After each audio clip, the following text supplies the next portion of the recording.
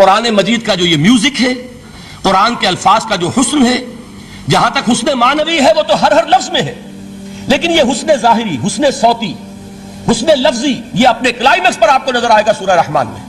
اس کی 4 آیات پر ذرا توجہ کریں گے، عجیب حقائق سامنے آئیں گے۔ جہاں یہ قرآن مجید کے حسن صوت اور حسن لفظی کی معراج ہے، وہیں اس کی پہلی 4 آیات میں 4 چوٹی کی چیزوں کا ذکر ہے، سب سے اونچی چیزیں۔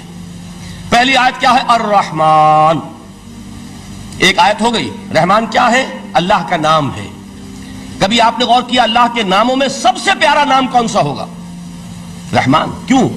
اس کا مادہ کیا ہے؟ رحمت۔ ہمیں سب سے بڑھ کر جس چیز کی ضرورت ہے وہ کیا ہے؟ رحمت خداوندی۔ نام اچھی طرح سن لیجئے اس حضور کے قول کو۔ حضور فرماتے کوئی شخص جنت میں مجرد اپنے عمل کی بنیاد پر داخل نہیں ہو سکے گا جب تک کہ رحمت خداوندی دستگیری نہ کرے۔ کسی صحابی نے بڑی ہمت اور جرأت کا ثبوت دیا کہ پوچھ لیا کیا حضور آپ بھی؟ جب آپ نے فرمایا کوئی شخص داخل نہیں ہو سکتا جنت میں محض اپنے عمل کی بنیاد پر جب تک کہ رحمت خداوندی جو ہے وہ دستگیری نہ فرمائے۔ پوچھا گیا کیا آپ بھی؟ آپ نے فرمایا ہاں میں بھی۔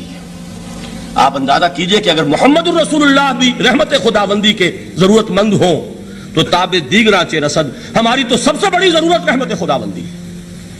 اب یہ رحمت جو ہے قرآن مجید میں اللہ تعالیٰ کی یہ شان 2 الفاظ کے ذریعے سے آتی ہے، رحیم اور رحمان۔ اور کوئی مادہ نہیں ہے جس سے 2 نام بنتے ہوں اللہ کے، لیکن یہ مادہ ہے واحد رحمت کا کہ جس سے رحمان بھی ہے رحیم بھی ہے۔ رحیم صفت مشبہ ہے، رحمت دائم ہو جائے گی، مستقل ہوگی تو رحیم کہیں گے۔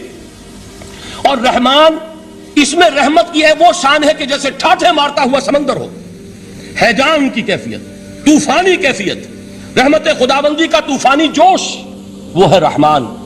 تو یہ اللہ تعالیٰ کے ناموں میں سب سے پیارا نام۔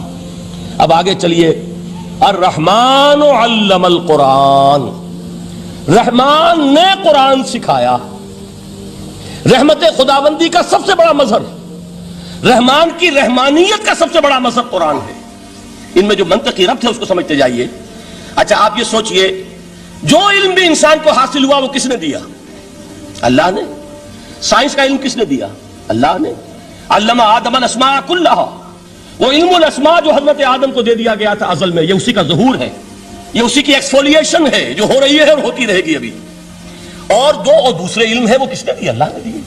لا یحیطون بشیء من علمہ الا بما شاء، مخلوق میں سے کوئی اللہ کے علم میں سے کسی شے کا احاطہ نہیں کر سکتا مگر وہ جتنا اللہ دینا چاہے۔ لیکن یہ کہ تمام علوم میں چوٹی کا علم قرآن۔ نوٹ کرتے جائیے، اب چوٹی کی چیزیں جمع کیجئے۔ اللہ کے ناموں میں چوٹی کا نام رحمان، اللہ نے جو کچھ انسان کو سکھایا اس میں چوٹی کا علم قرآن۔ خلق الانسان، انسان کو پیدا فرمایا۔ سوال یہ کہ حیوانات کو کس نے پیدا فرمایا؟ آسمان کس نے پیدا کیے؟ زمین کس نے پیدا کی؟ فرشتے کس نے پیدا کیے؟ کیا مطلب خلق الانسان؟ اس کی تمام مخلوقات میں اس کا کلائمیکس، اس کی تخلیق کی معراج، اس کے تخلیق کا نقطہ عروج انسان ہے۔ یہ ہے کہ جو مسجود ملائک بنا ہے۔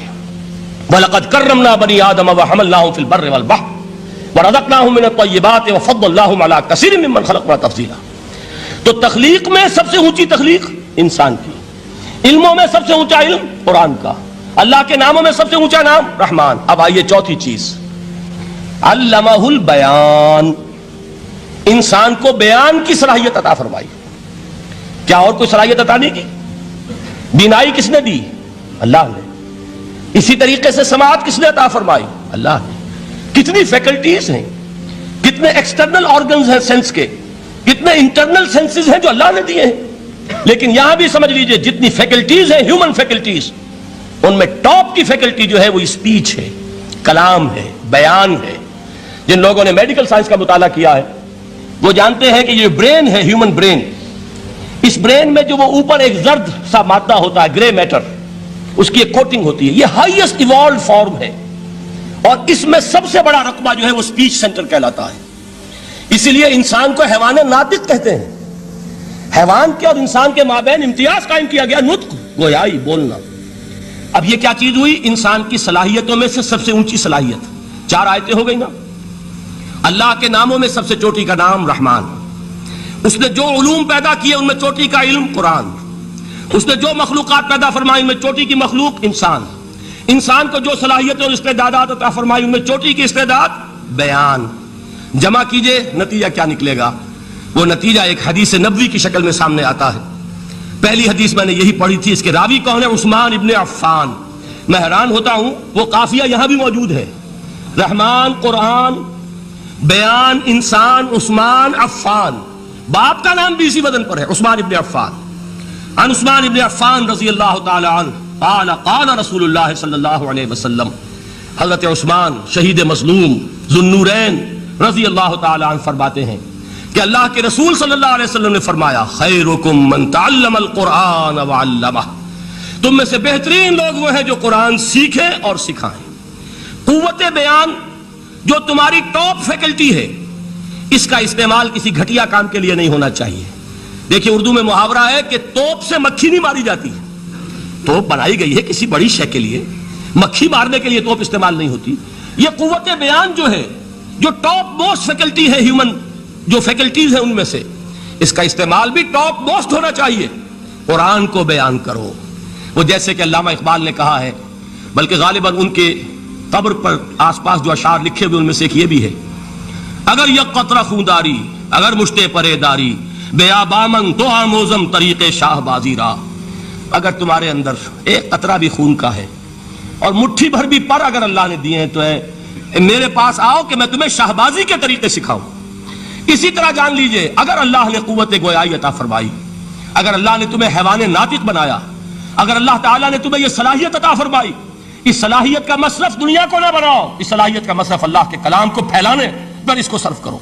خیرکم من تعلم القرآن وعلمہ، خیر جب لفظ آتا ہے بغیر من کے، ورنہ تو آتا خیر من ہو تو یہ ہوگی کمپیریٹیو جو ایک ایڈجیکٹو جو ہوتی ہے، لیکن یہ سپرلیٹو ڈگری ہے جب بغیر من کے ہوگا۔ خیرکم دی بیسٹ امنگسٹ یو، جو تم میں بہترین لوگ ہیں وہ کون ہیں؟ من تعلم القرآن وعلمہ، جو قرآن سیکھیں اور سکھائیں، قرآن پڑھیں اور اسے بیان کریں۔